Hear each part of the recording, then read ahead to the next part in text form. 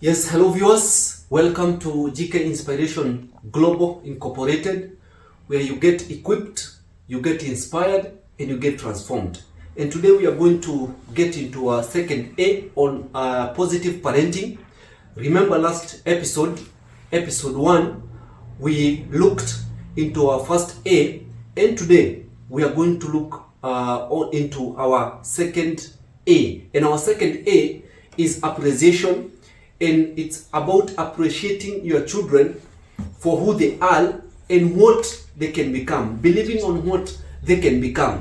Because our children have a way of mirroring what they hear about themselves. So your words, what you utter, your words that comes out of your mouth is very important, because it can break or make the visions and the dreams of your children. Your words has ability and has power to create or to destroy. Your word has power to gather or to scatter. Your word has power to heal or to acclimatize. So your words are very important. What comes out of your mouth is very important. And remember, we are products of words. The words that were spoken by God during creation. God just spoke words and everything came into existence. So we are products of God's words. So words are very important and they are very powerful. Remember that whichever way you utter your words, very important. Even the way you say it is very important. There are some parents who utter words like foolish, stupid, when and also others, they utter words like mediocrity. So when you call your child a mediocre, when you call your child foolish, so that those words, your child will assimilate them, will try to internalize them, and finally they are going to believe in what you have just spoken to them. So your words are very important. And just a classical example, last year when KCPE results were announced, there was one father who went to his social media platform, and in this case Facebook page, and he wrote that he was disappointed, he was frustrated by the performance of his daughter. And mark you, this girl had performed way beyond and way above the average. In fact, this girl had scored 328 marks. But look at the father.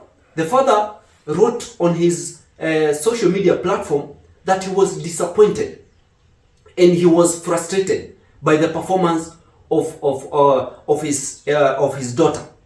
So this statement can break or make this girl in terms of her dreams, her ambitions, and also on what she is looking forward to become. So this classical example of this father is a good example of many parents we have out there.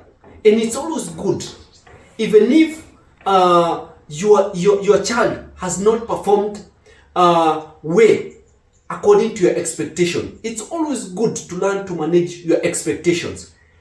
And managing your expectation, it means that you get to appreciate what your children does, whether minimal or way beyond your expectation. It's always good to appreciate them when they do something good. It's always good to appreciate them, because when you appreciate them, your appreciation will work magic on them. In fact, your appreciation have ripple effect on the performance of your children. And it's always good as a parent, learn to appreciate them, because when you learn to appreciate them, then you build a monument in them, a monument of a belief system that, yes, my parents are appreciating the little I'm doing, the little effort I'm making.